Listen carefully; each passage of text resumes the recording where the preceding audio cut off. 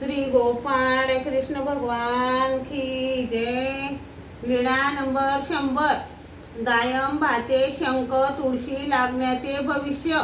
एके दिवशी सर्वज्ञ म्हणाले, भोजया, तुम्हाला शंख तुळशी लागतील असे तुमच्या भविष्यात आहे। ते गर्वाढतेने म्हणाले, हे काय जी, मला दायंबाला कशा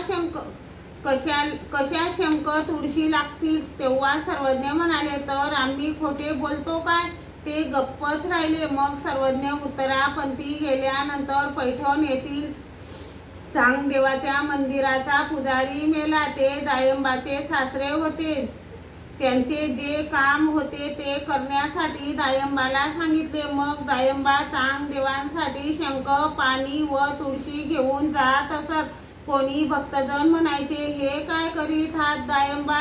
दायंबा म्हणायचे, हे मला सर्वज्ञांनी अगोदरच सांगितले होते। दायंबाची दुसरी पत्नी पोमाईसा भिक्षा मागायची।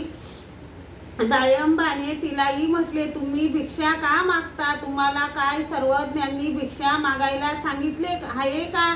पोमाईसाने म्हटले, तर सर्वज्ञांनी सांगितले ते तुम्ही विसरून गेले काय? श्री गोपाळ कृष्ण भगवान